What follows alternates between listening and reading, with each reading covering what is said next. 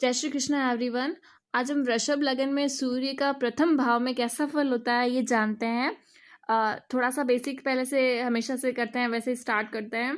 सूर्य के बारे में जानते हैं क्योंकि ये कोई अगर ये फर्स्ट टाइम वीडियो देख रहा होगा तो इसलिए सूर्य जो है वो पिता का कारक होता है, आत्मा का कारक होता है, गवर्नमेंट जॉब से रिलेटेड चीज़ों का कारक होता है, लीडरशिप है, डिसिप्लिन है। सूर्य आप देखेंगे मान सम्मान, आपका जो आरोग्य शक्ति है वो है, आपकी आत्मा है, आपका सोल और राजनीति पॉलिटिक्स से रिलेटेड चीज़ें सूर्य से देखी जाती है। सरकारी क्षेत्र होता है, सरकारी जो काम होते हैं वो सूर्य से देखे जाते हैं और ये सारी चीज़ें सूर्य से देखी जाती हैं। अभिमान जो है, ईगो है, वो सब।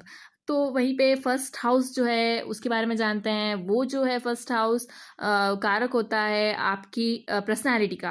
आप कैसे दिखते हैं, आपका वर्ण कैसा है, आपका शरीर कैसा है, हाइट वेट सारी चीज़ें जो पर्सनालिटी ओवरऑल होती है ना वैसी। और आकृति कैसी है, बुद्धि कैसी है ये भी देखते हैं। यश देखते हैं हम लोग, मान देखते हैं, गुणत्व देखते हैं। आपका पेशेंस लेवल जो है, विवेक शक्ति वो कैसी है वो देखते हैं। मस्तिष्क भी इससे देखा जाता है, स्वभाव भी इससे देखा जाता है और प्रतिष्ठा, आयु ये सब देखते हैं। थोड़ा बहुत आयु भी यहीं से भी देखते हैं। और दादी जो है वो उनका कारक भी ये फर्स्ट हाउस मानते हैं, मतलब उससे देखते हैं। चलिए अब हम मानते हैं कि अगर इसका प्लेसमेंट, सूर्य का प्लेसमेंट फर्स्ट हाउस में वृषभ लगन में हो तो क्या फल देता है। जैसा कि आप देख रहे हैं कि जो फोर्थ है, आप इस कुंडली में जहाँ आपको दिखाई दे रही है उसमें फोर्थ जो हाउस है जहाँ पे 5 नंबर लिखा हुआ है वो सिंह राशि है और उसका स्वामी सूर्य है और वो जाके फर्स्ट में बैठे हैं।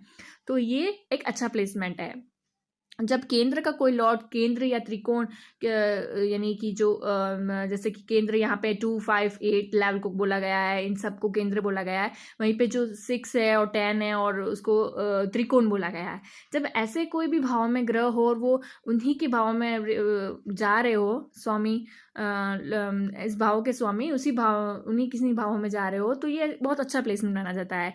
तो यहाँ पे जो फोर्थ हाउस है जहाँ पे लिखा हुआ है वो भूमि, भवन, वाहन से रिलेट रखता है, माता से रिलेट रखता है। तो भूमि, भवन, वाहन का जो कारक है यहाँ पे सूर्य है और वो जा रहे हैं आपके फर्स्ट हाउस में, तो ये आपको अच्छा परिणाम देंगे। लेकिन वृषभ राशि जो है वो शुक्र की राशि है और शुक्र और सूर्य की एनर्जी सेटल नहीं होती है। यानी कि जैसे आप देखेंगे, पहले मैंने वीडियो बनाई थी, मेष लगन की बनाई थी। मेष लगन में फर्स्ट हाउस में सूर्य, तो वहाँ पे क्या होता है, मेष जो है वो मंगल की राशि है, मंगल उनके स्वामी है। तो मंगल के एनर्जी और सूर्य की एनर्जी काफ़ी सेम है, सिमिलर है, अग्नि तत्व ग्रह है दोनों, तो उनकी एनर्जी बैठती है। यहाँ पे क्या है, शुक्र एक ठंडा प्लैनेट है, कोल्ड प्लैनेट है और उनको यहाँ पे वैदिक पुराणों में भी शुक्र को शत्रु कहा गया है सूर्य का, क्योंकि दोनों में अक्सर बैटल्स होती रहती है। अगर आपने पुरानी जो है वो उनको उनमें पढ़ा होगा तो शुक्र को सूर्य का शत्रु कहा गया है। तो शत्रु की राशि में इसलिए थोड़ा सा सामान्य परिणाम मिलेगा। यहाँ पे भूमि, भवन, वाहन, माता का सामान्य सुख प्राप्त होगा। वहीं पर तो एक नेगेटिव पॉइंट ये है कि शारीरिक जो सौंदर्य उसमें थोड़ी कमी होगी।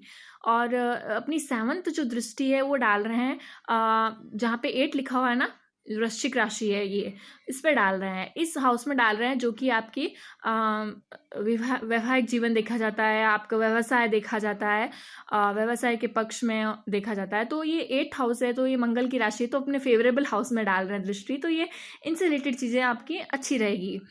आप अगर पार्टनरशिप करके बिजनेस कर रहे हैं तो ठीक है, और सफलता व्यवसाय के पक्ष में मिलती रहेगी। आंखों से संबंधित रोग हो सकते हैं, बिकॉज फर्स्ट हाउस में ये भी देखा जाता है, मस्तिष्क और सूर्य जो है वो भी आंखों का कारक होता है। तो ये आंखों से रिलेटेड चीज़ें से संबंधित रोग रह सकते हैं, क्योंकि ये अपने वृषभ शत्रु की राशि में बैठे हैं। और एक और चीज़ होती है कि ऐसे लोग कभी किसी को माफ़ नहीं करते हैं, क्योंकि ये शत्रु की राशि में तो अपने शत्रुओं को कभी माफ़ नहीं करते, या किसी को माफ़ आसानी से नहीं करते हैं, कैसा कह सकते हैं।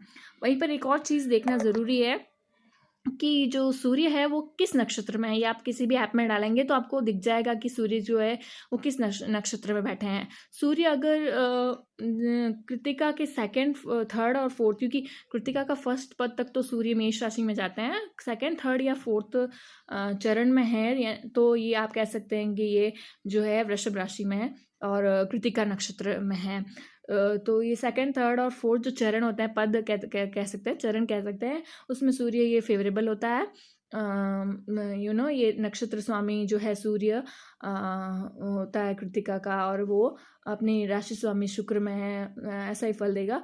अगर रोहिणी में है तो चंद्रमा शुक्र, तो जैसे शेफ होते हैं या कोई अच्छी इंडस्ट्री, ग्लैमर इंडस्ट्री में भी हो सकता है रोहिणी नक्षत्र के हैं, तो रोहिणी नक्षत्र है सूर्य में, तो उसमें भी थोड़ा मान सम्मान और ये अच्छा है, ठीक ठाक है। मृगशिरा में है तो मृगशिरा का फर्स्ट पद तक मृगशिरा का वृषभ राशि में आएगा, तो ये भी अच्छा फेवरेबल कंडीशन होगी। ट्रैवलर हो सकते हैं और ट्रैवलर पसंद कर सकते हैं, और हमेशा तलाश में रहते हैं किसी चीज़ की, ऐसा कुछ देख सकता है। फाइन, आज हमने इतना जाना, और फिर कभी डिटेल में और जानेंगे। वीडियो कैसा लगा लाइक से सब्सक्राइब करिएगा, और वीडियो कैसा लगा कोई क्वेरी हो कमेंट बॉक्स में लिखिएगा।